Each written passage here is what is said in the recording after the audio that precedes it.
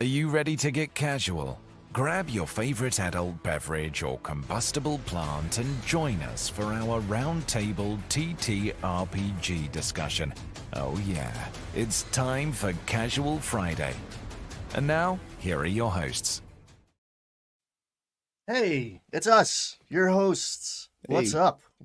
We're back to talk some crit. After great debate, we are in fact talking about episode 11, Make Merry, which Hmm. didn't sit right. The title. I enjoyed the episode, but what do you think they're referring to? Make Merry there. I don't know. Maybe the end of the soldier's arc? I don't really know. If it was a reference to a Yeah, specific thing in the episode, I did not catch it. I kind of wait for it sometimes too, because now that I watch a thing waiting to talk about it. I was like, that's a thing I need to mention. I don't know. And if you leave that blank open long enough, it starts to fill with like that Dave Matthews Band song and Mary and Pippin, and it's just like Hmm. free association. And I never got it. But we open in the Dvalimar Pass. Going to Helvar, heading east, getting a little more geography. I'm starting to feel like I'm getting a little more of the lay of the land. I'm a big map guy, and we don't have the map of this world yet. Or if we do, sorry, gang, Ryan's out of the loop on that one. So No, they're actually, heading east. they Is mentioned there a that map? in the cold. They addressed that in the. I think it was the cold open after this episode where Laura, I believe, was complaining about not having a map, and Brennan Mm. said there is a map. I drew it in pencil in a notebook at my home. That's the only map that exists. And this is a real dungeon master sticking point of like how much do I show of the world to the players, because there's something really glorious about like you hand me a map and I'm in. All my favorite books start with a map.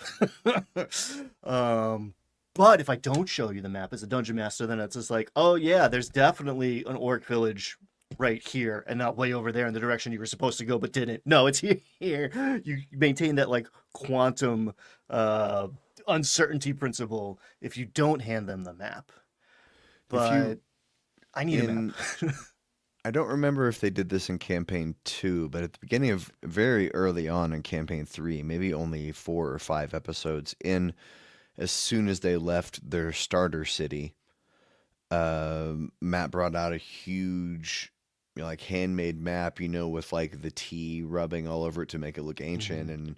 and it came with 4 giant paperweights to hold down the corners, and I think maybe that's what Laura was expecting, some like pre-made map by an artist, but Brennan's like, no, it's in my notebook, dog. The It's all up here. Yeah, when you go from a world that had a decade or so of development to a world that some guy made up 6 months ago, there is a difference in resolution. Um, Well, we had three parties exploring it. We get a cold open with the Seekers on this dwarven highway. The dwarves, they don't need highways to go over mountains. They go through mountains. They go under mountains. So they built this highway to help their buddies, the humans, go wreak havoc on the orcs for centuries of warfare before our story opens and before the climactic events that set the stage 100 years ago, which I thought was cool. Mm-hmm. our our dwarven allies built us a highway through the mountains because they're dope at it, and it helps us fight those stupid orcs, which we now live with. There's a landslide, and the Daconis are among the Revolutionary Guard who are, I don't know, directing traffic or repairing the road. I'm not exactly sure because we don't get down in there. Instead, we go around and take a little detour to this little town called Adsar, where they're hanging up lamps that eventually we find out say "come back," which hit me in the heartstrings. That felt poignant. Yeah, on the one thing I wrote, I liked that. So for the first part of the cold open, the first few minutes was basically a montage allowing everyone to recap their feelings about everything that's happened. And I wrote down, "Hoo boy, montaging this is the correct way as opposed to doing 2 or 3 full episodes of everyone moping." Because it's just a whole lot of tragedy. And so I was like, yes, Brennan, please fast forward through the moping and the tragedy and the grief to get them at least a few days removed. I was like, this is the correct choice here. I don't want to see I don't want to see Julian and Tysha arguing for 2 full episodes. No, just kill each other or kiss already. Come on. Um, Yes. yeah, I think the first words of this episode were like 3 days later. It was a very good because the dungeon master side of my brain, not the audience member, is very fascinated about how these different timelines are going to work because the the fulcrum points, the choke point really of a good West Marches campaign is that timekeeping aspect where it's just like, oh, they killed the bad guy, but they're actually 4 days behind, and these guys are over here. It's like, oh no, I broke the world. So that's a good way to be like, you guys traveled for 3 days. You're starting now. Here we are. You were caught up. Yeah, I really think it's all of this cross-pollination is going to only become more interesting once they get to level where they can do things like cast sending spells Mm. or quickly teleport. Be like, why don't we just teleport back to Dolmakiar and grab what's his face? Well, what's his face is actually in Atlanta shooting a TV show right now and is not available to come back to LA to shoot Critical Role. So no, you cannot teleport to Dolmakiar to grab this. I'm really curious to see how Brennan's going to pull it off. Maybe Brennan will have an agreement like no sending with people if their players not in Los Angeles today. You get into these weird, and it's an above table conversation, but I've definitely Yeah. been on that. Like, am I going to play this PC tonight? Even if like someone doesn't show up, right? But especially if like someone's at a different table, it's like, no, he's in a pocket dimension. We're not gonna talk about it. It's fine. You wanna break this bubble to like exploit something and make everything less fun for everybody? This is me saying no to that. Sorry. Let's not do that. Um, Very interesting, like world building stuff. This is the reason I like the Seekers is because, and maybe it's just because they've been living in the world of the cold open, we get world building from them in concentrated doses, where it's like, here is this village of dwarves who live staring at the storm rack, which is the 70-year thunderstorm that's happening at the place where their goddess of the forge died. So it's like a certain kind of person who's going to live there and look at that. And they have these lanterns lit that they've forged clearly from all these different kinds of metals, which is appropriate, keeping the lights on to try to get her to come back, which, I mean, I'm not quite sure how things work here, but I don't think that's going to happen. And it's built on top of a druidic shrine to the elemental goddess or whatever, the elemental primordial spirit of the earth. So that's interesting, especially with She the had a druid in the party. T name. Talana? Trajna. I just thought of Troika when they said it, and I was like, I'm not going to say this word out loud, but it's Trajna. Broken. Oh no, I'm sorry. statue. Trajna is the goddess of the forge. Tahana Tehana. is the earth goddess. Yeah. So clearly there were things before the gods. And we kind of get that at the very end of this episode. I'm looking forward to talking about too, with like Taylor's whole deal. But the gods, there are things that are older than the gods. This place existed before the gods, and clearly it exists after the gods. So I enjoyed that. I also enjoyed that we got a couple minutes of it and then went back to the soldiers. My favorites.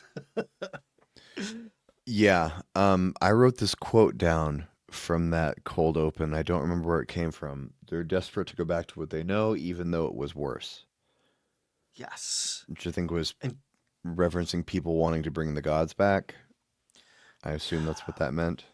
Yes, and it's interesting. That was a banger line from Abria, just about like the human condition. Like, yeah, I know it Yeah. sucks, but it's what I grew up in. Welcome to childhood trauma.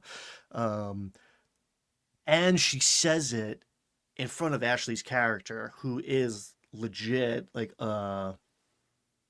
is a cleric, but is some sort of like nun in mourning for her goddess for the last 7 decades. So she's talking about the dwarf, but she's also talking about the elf in the party. Um, there's interesting thematic stuff happening at the Seekers table. Yeah, I know we're not talking about episode 12 yet, but I did start watching some of the next episode, and I put in my notes that these people feel the least like an adventuring party, and the Seekers feel more like an uneasy alliance of people who have nothing in common except for what's in front of them. Like, these are people who Mm. would never like each other, um, and are only begrudgingly together, because Julian doesn't trust any of them. Valus doesn't trust any of them. Taisha doesn't trust Julian and doesn't really trust Valus and is overprotective of Octus. And Octus doesn't know what he feels about anything because he's dead. Mm. They're a very weird group. They're the least like party of the three parties, I feel like. And speaking about being comfortable with things that aren't necessarily good, that's the D&D I know. In a lot of tables, in a lot of starting campaigns, it's just like, yeah, we all made some weirdos, and I don't know how they go together, and we're gonna like side eye each other for the first, I don't know, 7, 8 sessions. It's like, all right, if Yeah. that's how you want to play it, that's fine. There's better ways. Is this the They first time they've gone to a different group? This is a cold open still. We're talking about the first 10 minutes of this episode, yeah, and they've been but doing it consistently. Sorry. yeah, then after the cold open, we find out this is actually more like an overture episode because we have basically a second cold open. An even colder open. We get schemers for like the first half, and really it's like the first third. I don't know if it's my perception shifting, but I think by like the minute count, like we definitely got more soldiers than we did schemers. Um, Yeah.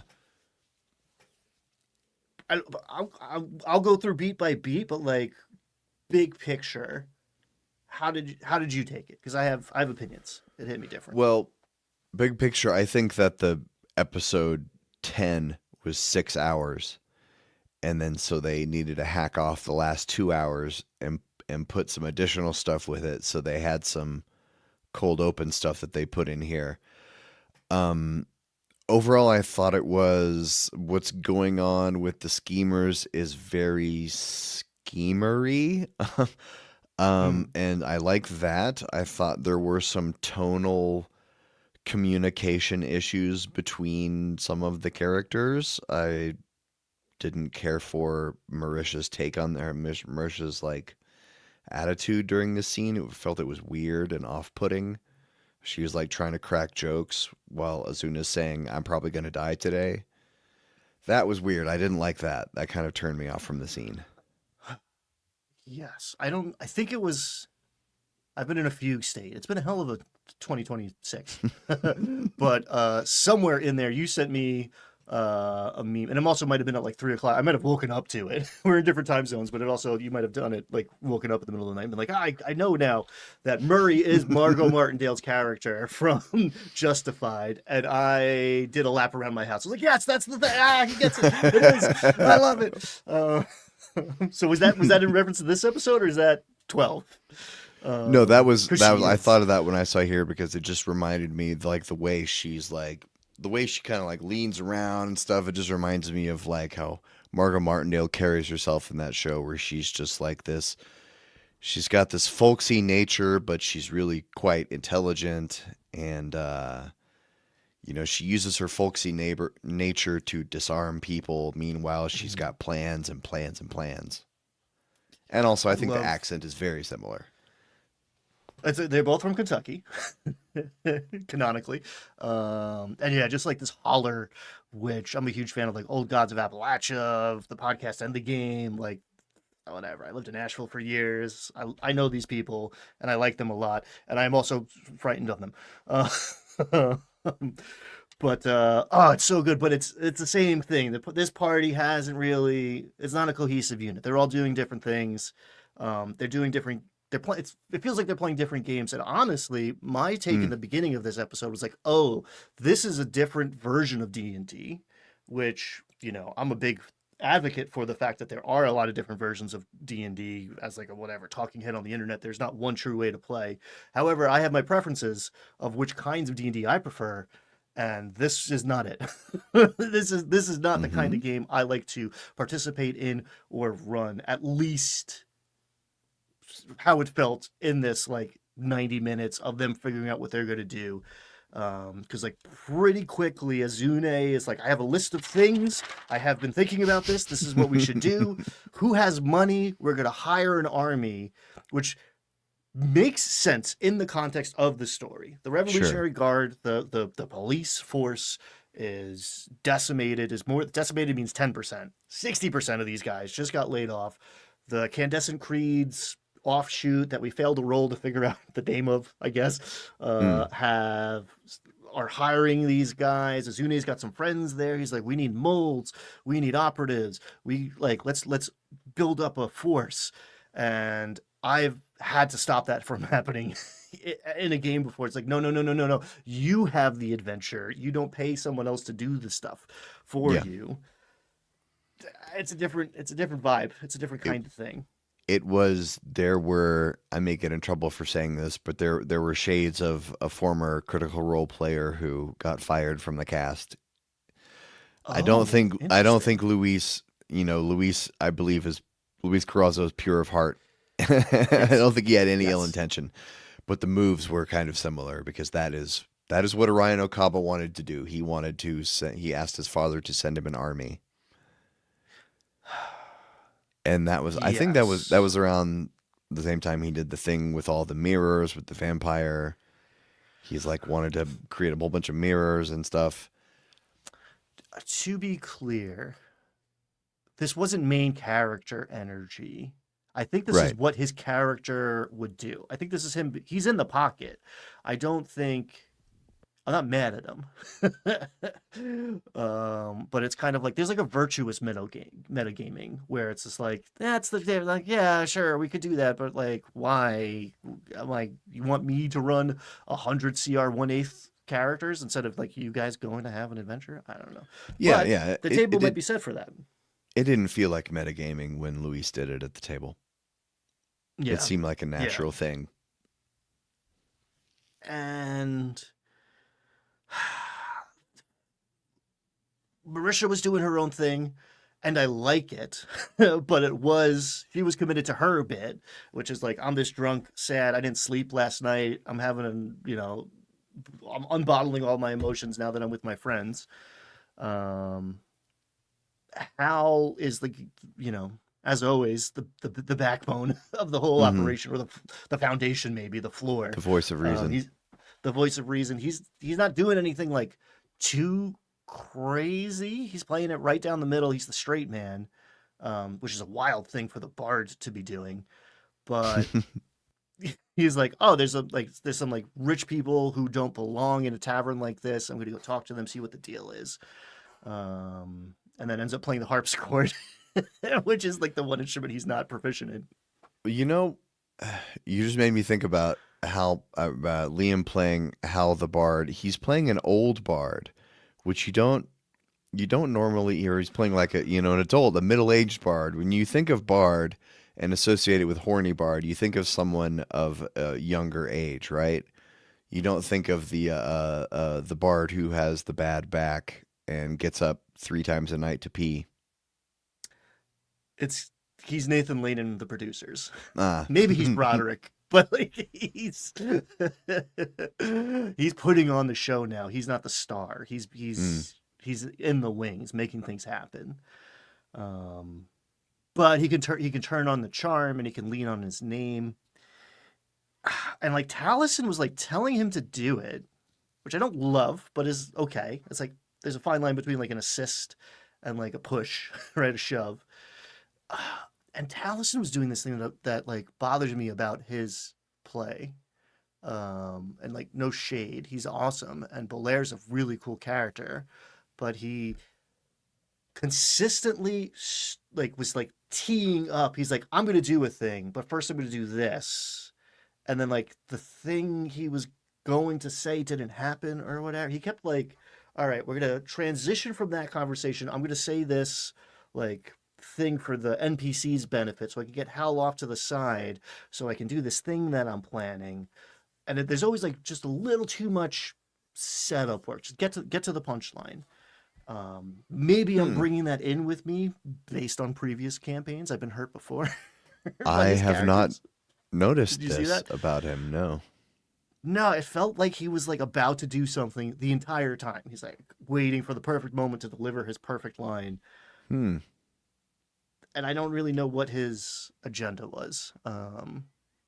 But Hmm. he's like, yeah, I can get money. Like, oh, I embezzle money from the museum all the time, and we're about to do a big project, so like, I could totally steal Yeah. a bunch of stuff from them if we want to. Um, so speaking to these fancy pants folk in the Seven Stars Tavern, Yep. we learn that they've come from a party at the Royces, at the a Royce party at the Palazzo dei Divinos, um, which was kind of a weird bust because it was like, all right, we're out. We went to Ferry, which I take to mean like the Dakonas set it up to seem that way because we know they didn't go to Ferry. Yeah, yeah. The Taconuses went to. They slaughtered all of the Royces and Devinoses that were in the Royce house, and they cleaned up all the bodies, and then they put up a sign that said, like later nerds, we're going to ferry. That's why we all disappeared and didn't say anything to anybody about it, but left all our stuff here. We just went to ferry. And yeah, that's what they hear at the tavern. They hear that from like somebody that they're just chatting up. It's a very interesting cover that has implications, right? Because like we know more about it now. I still feel like I don't have like 100% of an understanding, but like the doors to Ferry are closed. So like there is no going to Ferry anymore. But people were like, "Oh, they did it!" Like, cool, I guess. The doors must be open again. Yeah. Ferry's back on the table, and I liked the. I mean, we kind of started here, but we're 10 episodes in, 11 episodes in, and we're getting class conflict from Brendan Lee Mulligan of like the Mm, working class, like the maid's father is not being let in and is trying to like figure out like, yo, where's my kid works here. yeah. She didn't go to Ferry. What's going on? And they're like, get out of here. Riff raff. He can't help but make it about class conflict and capitalism. There was one thing I don't remember if it was before they started hearing about the Royces, but I think they revealed that someone named Bettine Taconis is a fan of Hal's plays and comes and hangs out and is a bit of a gossip. So that might be interesting information for later if Hal might need to use his bardly wiles to seduce a Taconis to get inside information. Could be fun. Yes.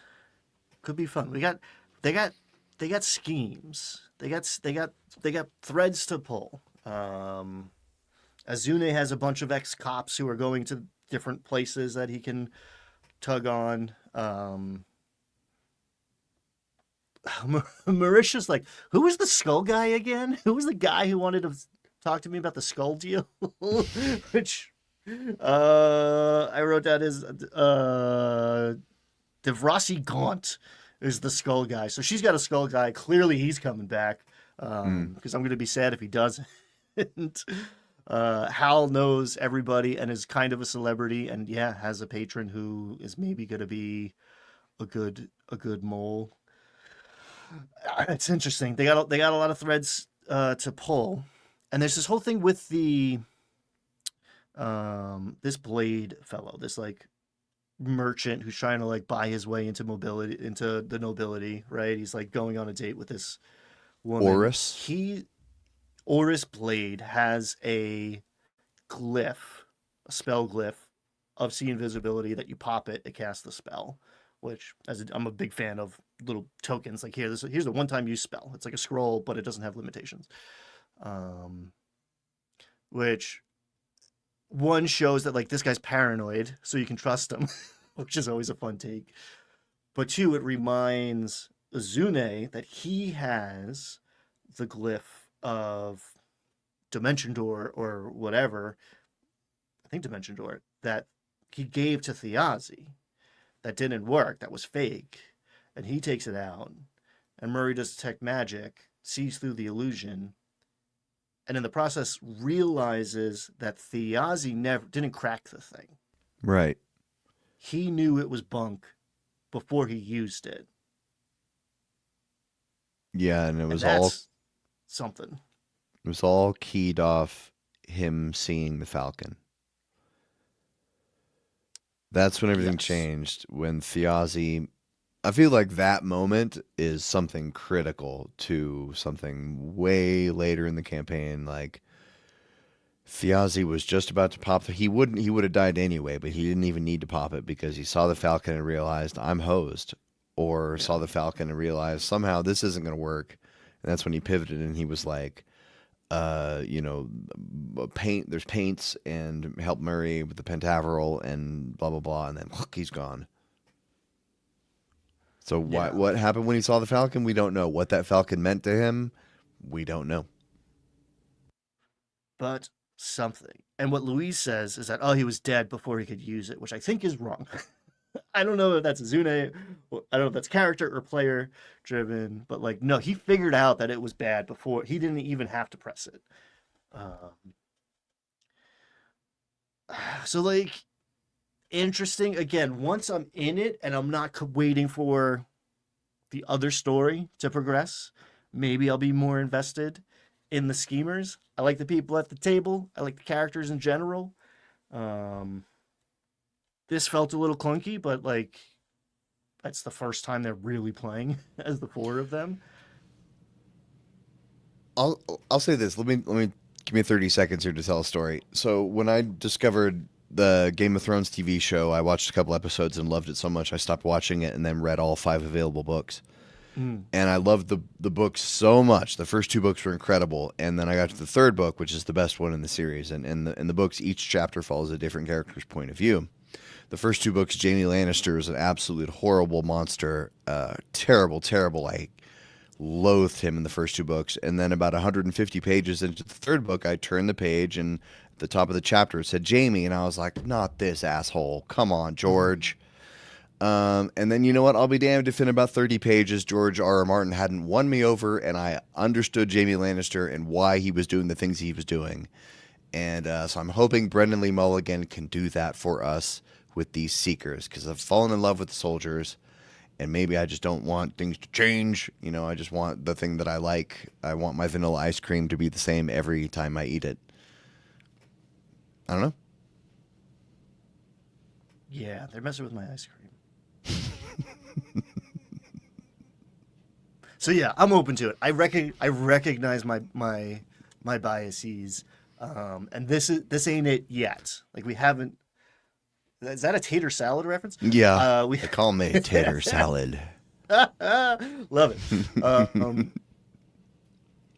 So yeah, that concludes our first foray into the schemers. It felt transitional. I think like, all right, let's talk about what we're gonna do, which is always a weird session because you have 4 opinions at least if you have 4 players, and it's very rare. If anything, if you come out at the end of that session being like, "This is what we're doing," Yeah, I don't feel that at all. Do yeah, you? Like, we know what's happening next? You know, Blades in the Dark had the right idea when they're like, "You are not allowed to plan. We drop you right outside the building, dungeon, cave, whatever it is. Go, figure it out while you go." That Blades in the Dark is the right idea there, because I can't tell you how many countless hours I've seen wasted at the table of plans that like a couple people agreed on, one person was iffy on, and then the key thing is the one person who's not paying attention because then that person takes action and screws up or the person who was iffy is like, I know we agreed on this, but actually I'm going to go ahead and take out my crossbow and shoot the guard. And everybody's like, what? I can't count how many times I've seen that happen, Like the one person just like I'm not sure I'm in on this plan. I'm just going to do my own thing and not tell anyone. Yeah, can I talk to the guy? Next beat in the initiative order, I shoot him. Next beat is like, yeah, but if I roll like a good persuasion check, right? Like we can keep talking, right? It's like you just shot him in the face. No. Don't even ask. These are the guys who are going to be rolling persuasion checks, which is fine, which is fun, and is a good. Life is about balance, right? And like maybe the schemer's table is the vegetables that we have to eat on the side of the steak, which is the soldiers, which is what we got back to. Right. I'm on record as saying I don't recognize Brendan Lee Mulligan's shirts, which is like the way you can tell that he doesn't own many and that what the episodes are. But this time, Whitney wore like a harness. So like I was like, oh, this is the same episode. This is right on the heels of the fight. Like this is the same night.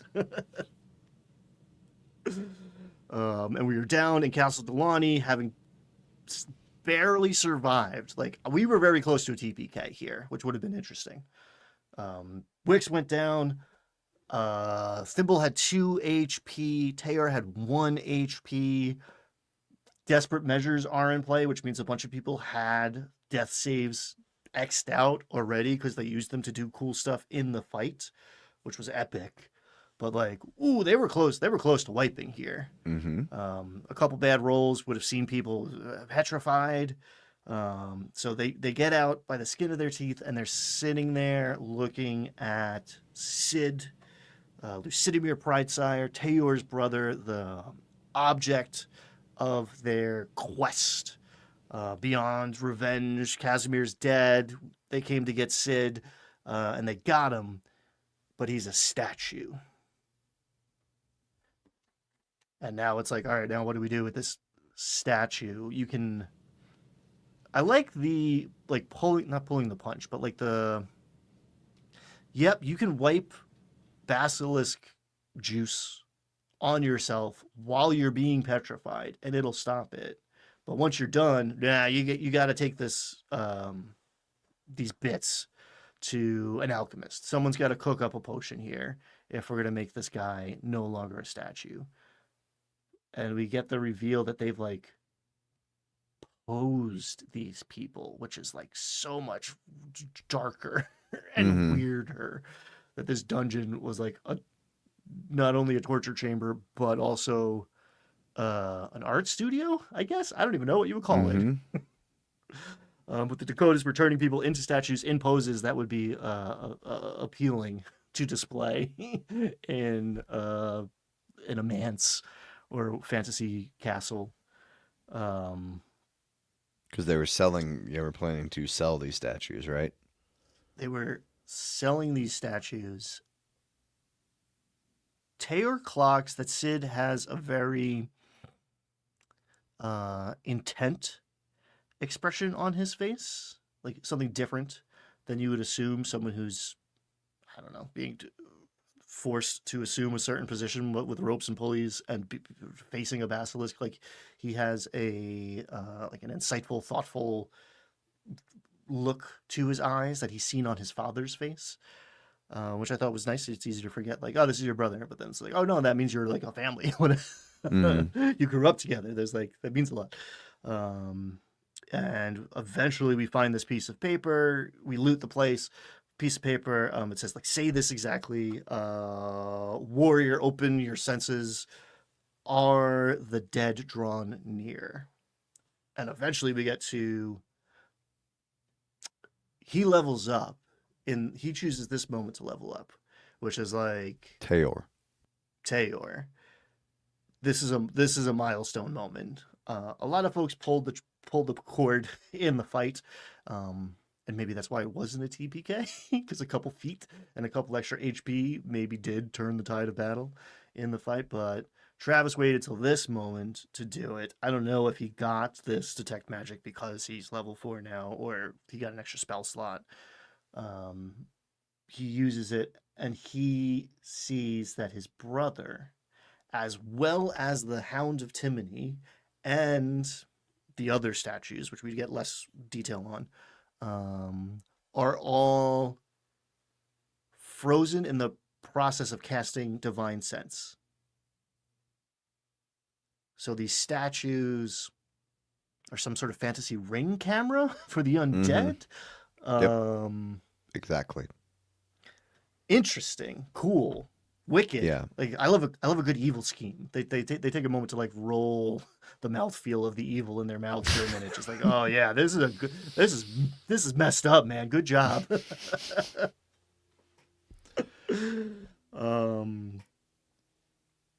Yeah, I don't know. That's cool. I want more. I want more like that.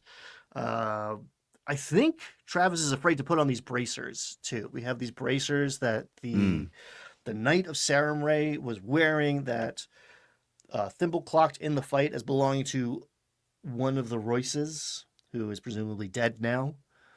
And amazing, like no one's put them on for the whole episode. You think they forgot about them, or you think they're afraid they're cursed, or like what? Yeah, I don't think they mentioned. Did they mention them in this part? I don't remember if they mentioned them at all in this. This is where episode. they loot them. They like the sword isn't magical, but it's like a cool sword. All right. And the knight's wearing the bracers, and the bracers are maybe like gauntlets of giant strength or something. Yeah. Because they presumably allowed this single man to lift this 2,000-pound statue and put it on the cart. Yeah, It that would seems make like sense. the thing that they would do in this moment, but I don't know if it. I don't know why no one put them on. Probably forgot about them because they found multiple loot objects like the letters and the letter about this, and there was a. And they found a different letter last in 10. Did Taylor find something else, or was that this letter, the letter that explained how to activate the statues? I forget which is what. I don't Yeah, know I what don't- he picked up. I think he might have picked up in the fight this instruction manual for how to make magical statues. Yeah. The knight also had a letter, had a bunch of missives that like gave us a bunch of proper nouns, which I'm sure were important, and I wrote down, but like we have no context for them other than, what is it? Hounds Harbor? What's it? Houndsport. Houndsport is north of here, and that's where some action is, and there's people there that are working with the Draconuses. The one thing was like a real attaboy, I'm proud of you, employee of the month energy letter from the scary, I think it was Docent, but from one of the Draconuses to this vassal knight of like, I'm so glad you're on this journey with us, and like you're a real asset to the team. that kind of vibe. Yeah. Is this where Tyranny gets mad? Didn't Tyranny get mad at Wick right after the combat, saying, you left me there, where she turned into a dog? Yeah. It's like she got kind of pissy with him. Yeah. Weird. Maybe because of the break, I didn't really see the through line as much. But she's like, oh, you like dogs? I'll be a dog. And then she became a dog. And it's like, okay, you're a demon and a 3-year-old. This tracks. Or Yeah, a 6-month-old, really. But like, I didn't remember what it was in reference to, but she was mad about something that he had done during during initiative that I don't remember now. which, yeah, is weird because he spent a lot of the fight dead. And then, like, I don't know. He grew wings and leveled up and cast Fireball. Not Fireball, but set the world on fire. So yeah, that felt a little out of left field, and honestly, Sam didn't like pick up that ball and run with it, and he's a very good scene partner. So he's like, "Oh, okay, like, yeah, I'm sorry," but like he Mm. didn't escalate that. He didn't like run with that. So maybe he also felt, or there was also a lot going on. It's like, okay, Laura Thimble kept being like, "We should leave here. We should not stay in this creepy basement of this castle where a million enemies are feet away from us." So they put the statues on the cart. There's this great, are horses awesome or are wheels awesome moment. Like, what makes a cart good? Mm. Team horses, baby. Not to hate on wheels, but a very bad roll, like a natural one, establishes that, oh no, this cart got burnt up in the battle and is going to fall apart pretty quickly. Tyranny has luck, forces a reroll, and it's a 2 because the dice tell a story. The dice are our gods, and we trust them, at least at my table. So that's fun. There's a ticking clock. You got to get out of here. You're disguised as these soldiers. You're carting your petrified brother and a dog and several other people away from here. They're worried about the doors being trapped. That's actually the moment that Travis casts detect magic on the doors, and that's the moment where he discovers the laser beams detecting undead coming out of the statue's eyes. And then the doors open from outside, and there's a bunch of guards out there being like, "You good? We heard some stuff. Everything okay down there? You ready to go?" Yeah, it seemed like they got out of the castle relatively easily. I liked the, hey, Lord Docent and presumably Univere, scary skull lady who turned invisible recently. They're waiting for you around the corner here. And he's like, "Here's the open road, and here's back into the thick of it." And like, the thing about being disguised as people is that you have to do what they were going to do, or else you blow the Right. cover immediately. But the hound swooped in and saved the day, which I'll allow it. I like those dogs. Dogs kind of roll up. They can cast. They're cool. I gave my life for this land and came back to do it again, but as a dog this time. Magic. To give them dope stealth, and they sneak into town. It did feel kind of like they were let off the hook.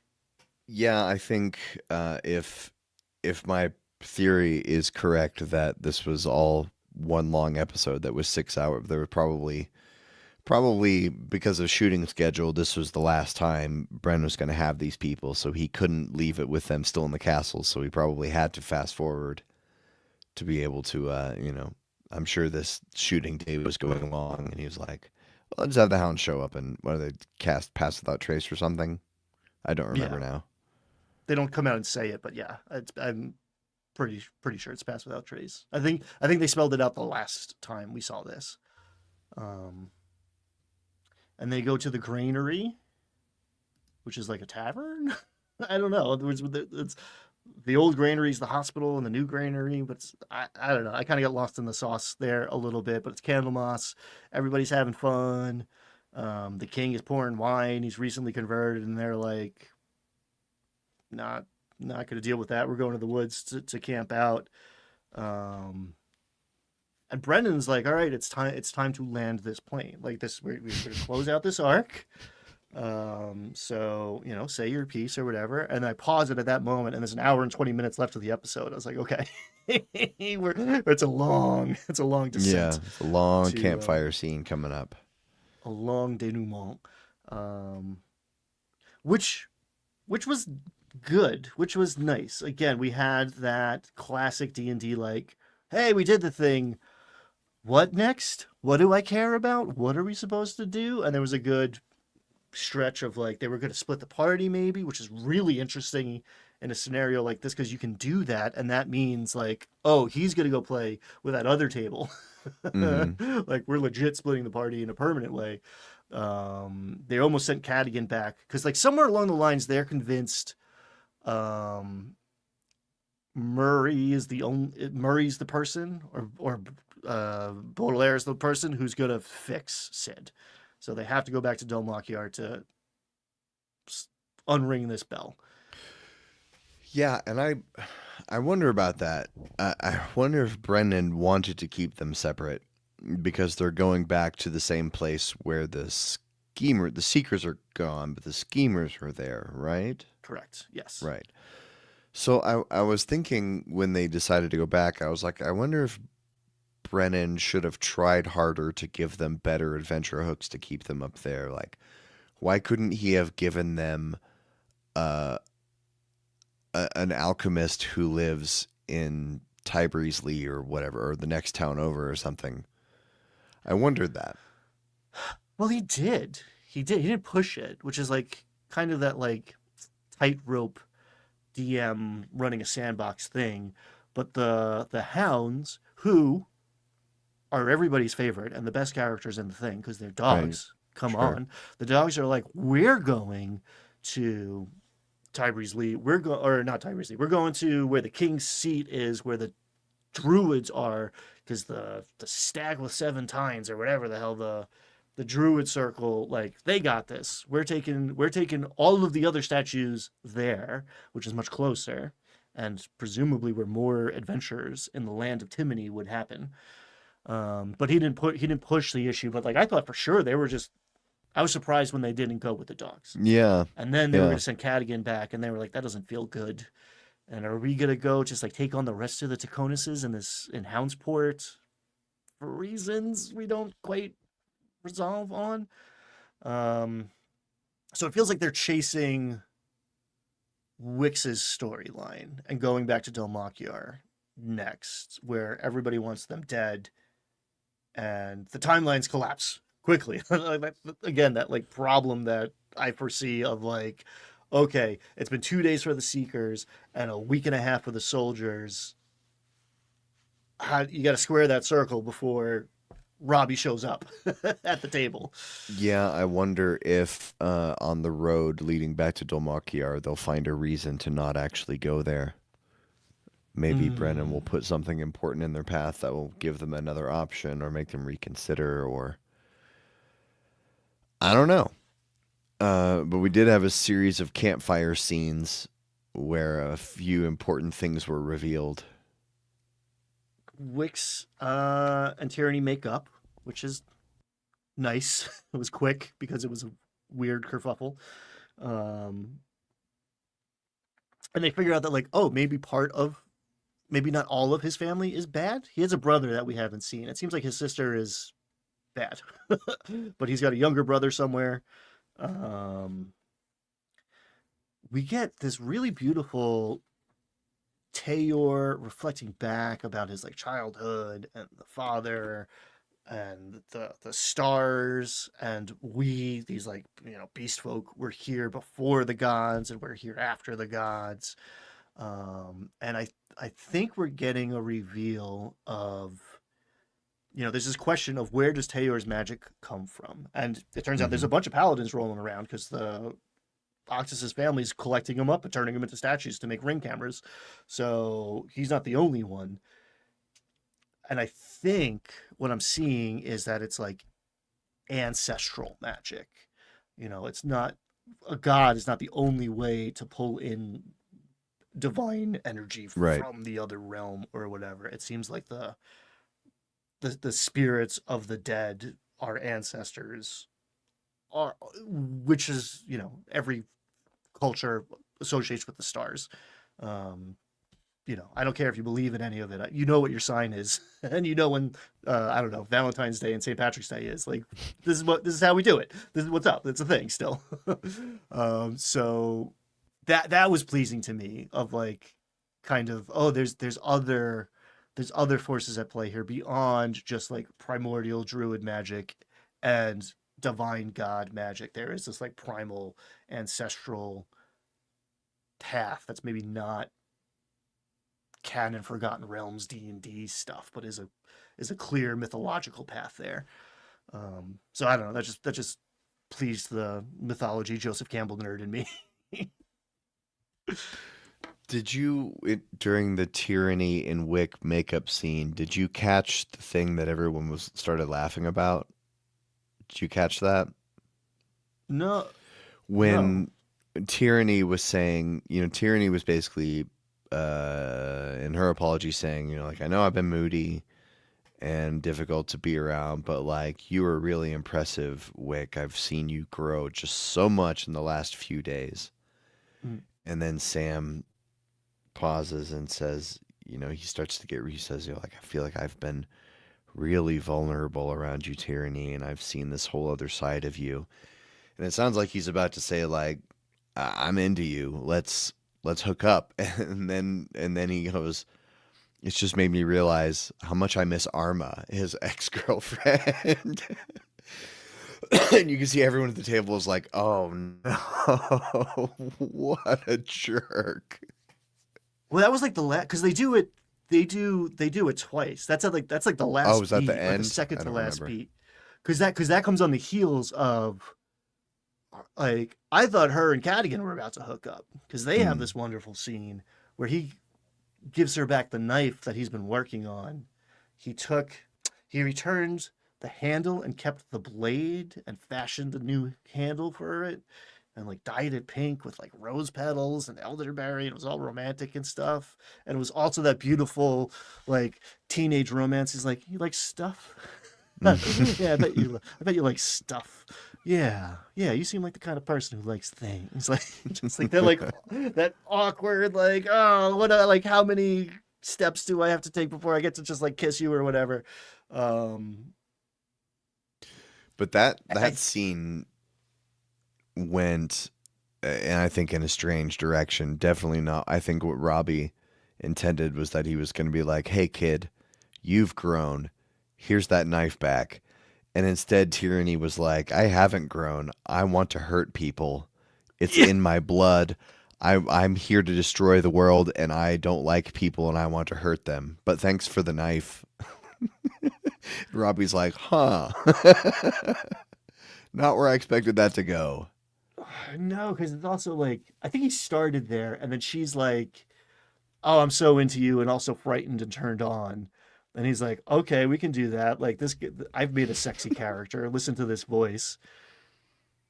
And then it's like, oh yeah, you're a child. You are. You're a 3-year-old. Um, cool. All right, I'm going into dad mode because there's clearly the doll scene at all the Wids. There's clearly some parental vibes to Cadigan that we don't know yet. Um, so he teaches her a lesson in like a healthy way versus like a scolding way. And then yeah, she's like, I don't, nope, I've learned nothing from this and refuse to change because I'm a demon. And he's like, that's cool. It's only level 4. You'll get there. I did like when he said, "Kids don't learn the lesson the first time," because that's the truth. And you saw every parent at the table was like, Yeah. Tyranny goes to the fire to attune to this thing. Learns that it is what in another campaign would be called a vestige of divergence. And it was so fun to watch everybody freak out and her just be like, I guess that's important, huh? I wish I knew what to do with that. Didn't watch the show, guys. Help me out. Which exposed that Um, she didn't see campaign 1, which that's forgivable.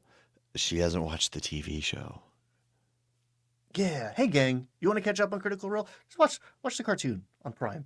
You know, you don't have to give Bezos money to do it. There's other ways. I'm not advocating for them because that would be, legally dubious. But the reason we're talking about this episode, the reason I refuse to skip this, because we are behind now and we'll catch up. It'll come out in the wash. I'm not too worried about it. But as he is wont to do, off the cuff, Brennan Lee Mulligan said one of the most brilliant things that showed me just the mastery of 1, the English language, 2, improv, and like 3, the human condition and just, I don't know, the world. I wrote it down.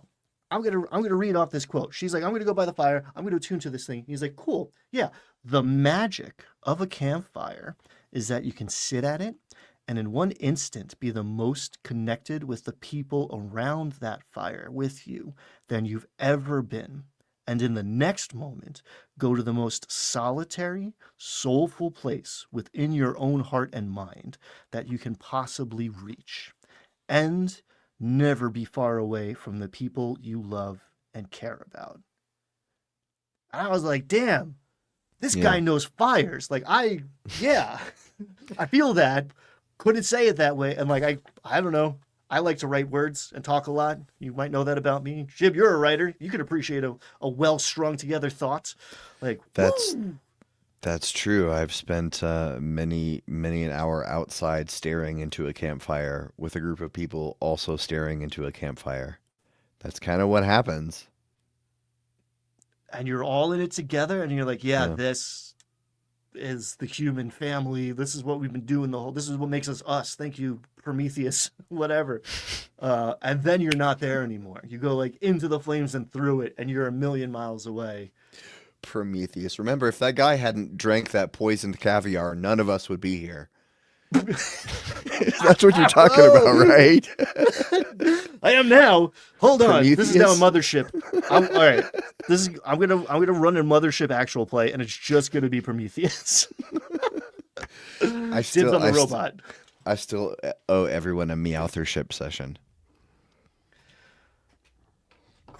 That might be. This is hard to say, but that might be the best Alien movie. And like, Alien's the best Alien movie. Like, it wouldn't exist without Alien.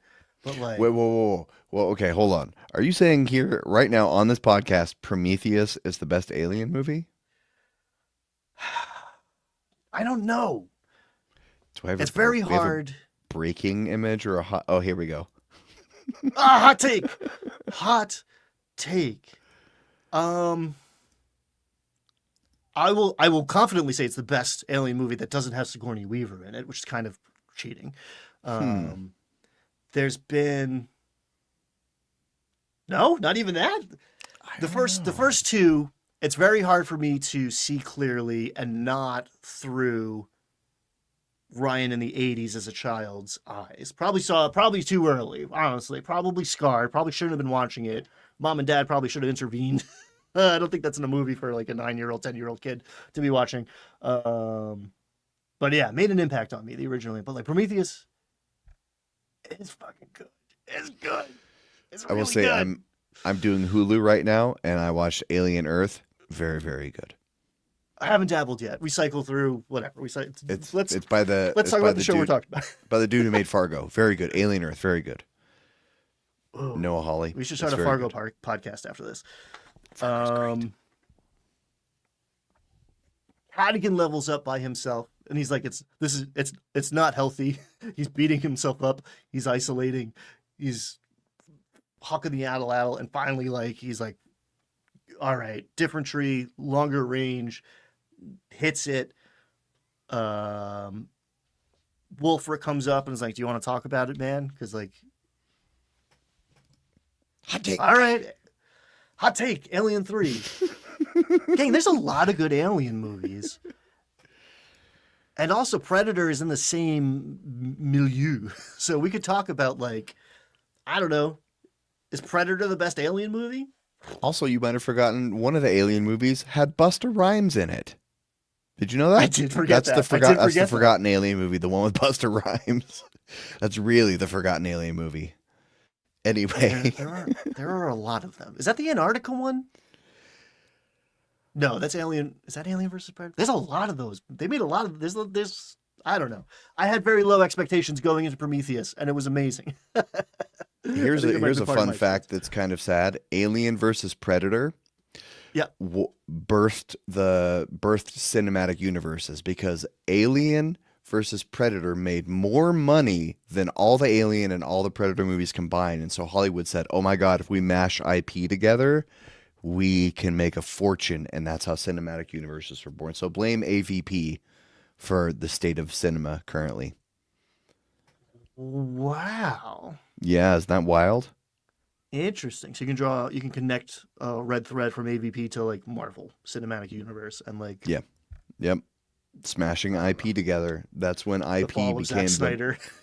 That's when they realized IP is the money engine, because we took two of them, put them together, and it made a whole bunch of money. Therefore, yeah, that was the beginning of the end. Anyway, I don't know. I'm thinking that well might be dry. I think original cinema, like cool new ideas. I don't know. Sinners took everything because there was no competition. Also a dope movie. Maybe not as good as Prometheus, but uh, that's a hot take. Prometheus better than Sinners, y'all. Ryan Doyle better said it soundtrack. right Sinners here. had a better soundtrack. That's a bop, man. And that Irish. Ooh, yeah. Anyway, and then yeah, we get Wix and Tyranny. Maybe they're gonna kiss because the Cadigan thing didn't happen because he brought real dad energy to the interaction and it would have made it weird. Not that Tyranny wasn't into it. But I don't think Robbie was. And then yeah, Wix is like, I bet I could find my girlfriend. Like, So mean. uh. Oh, And then Sam. Thimble makes her peace with Wix by saying thank you when he's unconscious.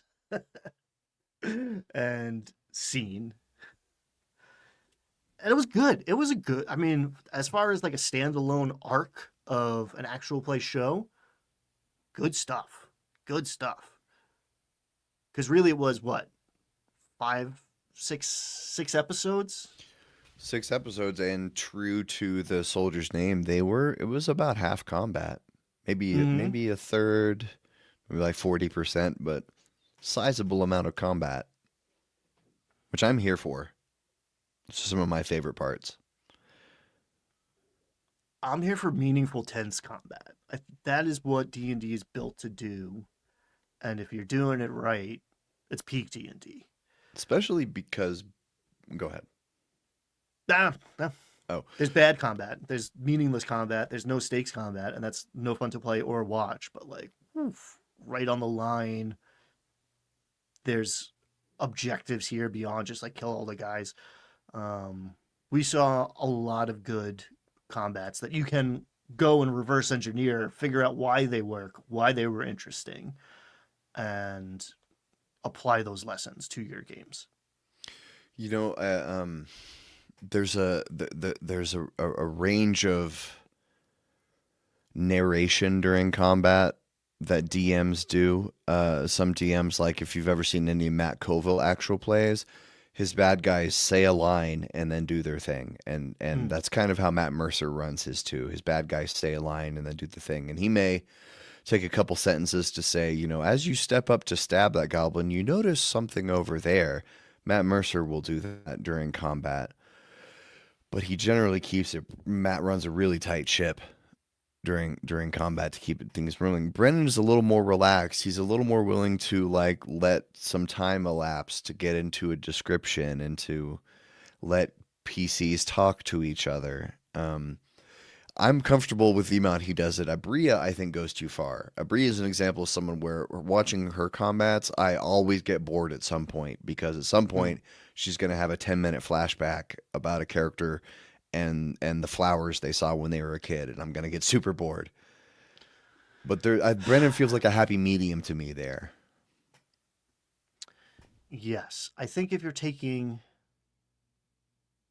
attention away from the more interesting thing, I think this is the same problem I was feeling with what Belair was doing in the first half, of just like, if I'm waiting for the interesting thing, I'm not paying attention to this thing.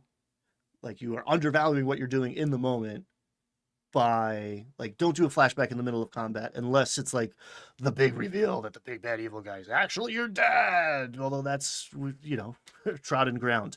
But yeah, for the most part, exposition should be in the moment, keeping it in the stakes. I think, yeah, that like, it's almost a rug pull of like, now we're over here. It's just like, I don't care about this because I'm still trying to figure out what I'm going to do on my turn.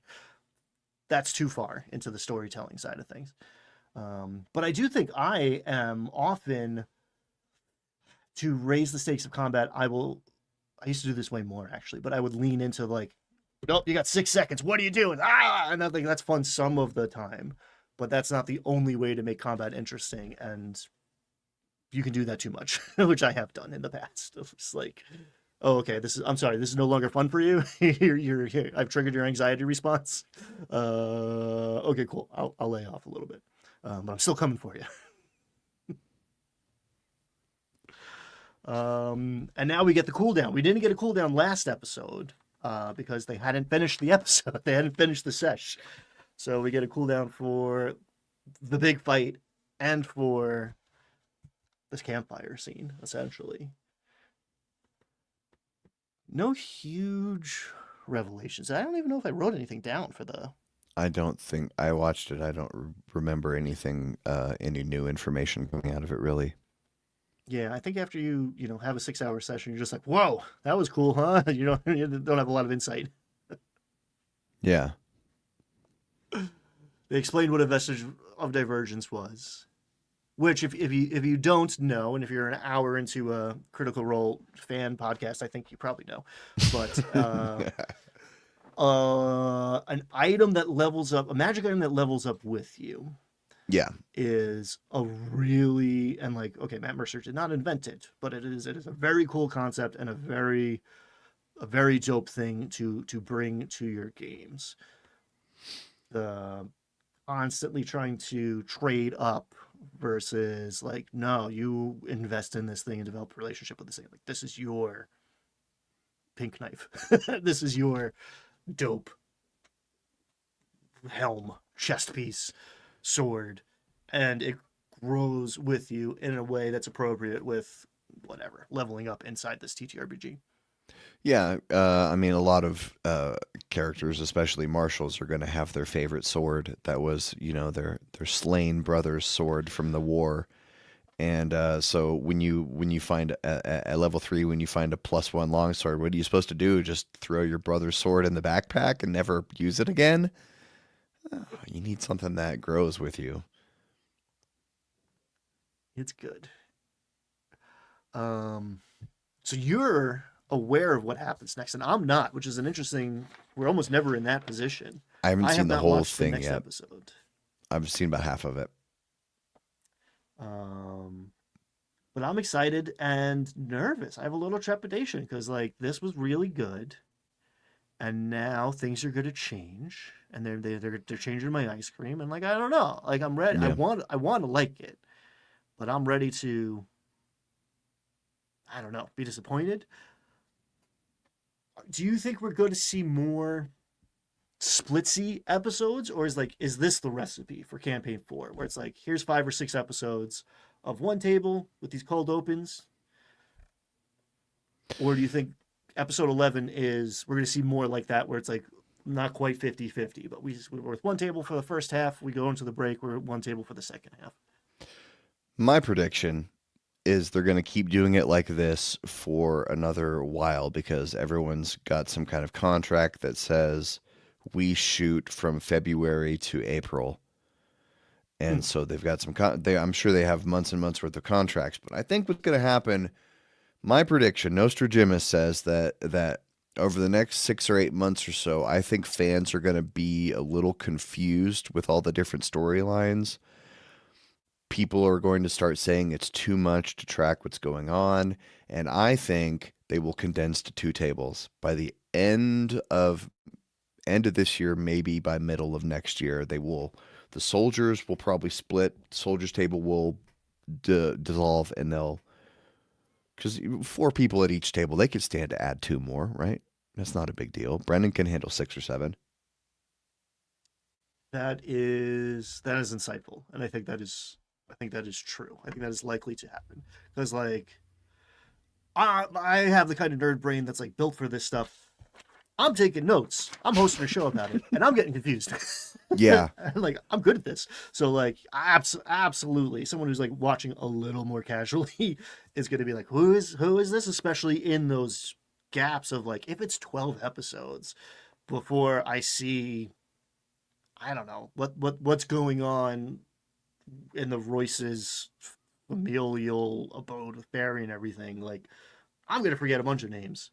Like, And you have and then you have the Marvel Cinematic Universe problem, which is you want to cross over because you want to reward people who watch everything. But if you cross over too much, then you make it too challenging for the casuals. Like, I would love it if there were some references to soldier plot lines during the Seekers table. But that would be cool. I like it when they drop a thing about that other character, that a reference. But I also want to be able to, like, if I decide that I hate the schemers and I can't stand them, I would like to be able to watch the soldiers and the Seekers and still feel like I'm getting a complete story. Mm. Like, if I just can't say I can't stand a certain player and I just won't watch them at the table, is Critical Role just off, just like no good for me anymore because I have to watch 100% of it to understand any of it? That's is where an I see interesting the problem. problem. And it is a thing with like Critical Role, right? Like I've recommended, like, hey, you would love this. Like I have a buddy who's trying to get me to watch One Piece for the last couple of years. It's just like, bro, it's 8,000 episodes. I don't like, can't do it. Sorry, like never gonna happen. It's like no. Just like you got to get through the first 200, then it gets good. It's like Then it gets good. Yeah. yeah, no, can't do it. Right. So like I know people who would really enjoy. That's why Divergence is so good and Calamity is so good. It's just like 4 episodes, it's 4 movies, you're done. It's great. Same like, I don't know, I'm behind in the Marvel Cinematic Universe and like, yeah, there's one I want to watch, but I got to watch 7 movies. So I have to watch this one movie. Like I just feel like I'll watch 7 movies in the amount of time that I would have watched those 7 movies, but I'm not planning on it. I'm not making it a project. Like it feels weird to commit to. So if they are creating a season where it is possible to come in and out and enjoy distinct bites out of it, it's kind of standalone seasons, the way like Fargo you mentioned earlier. Like you can do that with Fargo. It connects, but not in a way that you need to know about what's going on. These Star Wars shows are arguably to a lesser degree, but like you can watch The Mandalorian having not seen 9 movies. You get more out of it. But if that's what they're doing here, and I don't know that they are, based on the beginning here, but that would actually be that might be beneficial to the casual viewer who doesn't want to watch every episode, and to whatever the brand, the company, right? You might actually get more people on board watching your stuff, which is the name of one of the games that they're playing. I think they also made a big mistake not launching the abridged side series for Campaign 4. They're still catching up on Campaign 3. They're at like episode 100 of Campaign 3. They should have pushed that to the side and launched Campaign 4 with the 90-minute abridged versions. 1,000%. You know what? It's interesting. There is like a soldier recap thing on Beacon. I don't know if it's on YouTube, but there is like I'm a Beacon Premium member. There's a show called Tailgate that I kind of watched while I had it on the background. Whitney was the host, and it was kind of confusing. They had they're not doing Four-Sided Dive anymore. I think this is their new version called the Tailgate. Yeah, someone else we can't talk about. But yeah, previously on Campaign for episode 5 to 11 recap. I've not seen that. Yeah, I didn't watch the thing. It's only 9 minutes long, so it's probably like a little bumper on Beacon. It might not even be on the YouTube channel. But yeah, they should make it approachable. Hey gang, if you're out there and you don't have the hours till they catch up, but you want to catch up, there is a very I can't speak to it I haven't looked at it in a minute, but the Critical Role wiki, in my past experience, is a lovingly made fan project that is extensive, exhaustive. So if you feel like reading a synopsis of a 4-hour episode like that is a thing you can do. That is available to you in this day and age. Oh, hey man, we got to wrap this up. Oh yeah, definitely. We're running along. Yeah, I got a thing. Thank you, everybody. Is it Thursday? Yes, but also we'll see you tomorrow. Peace.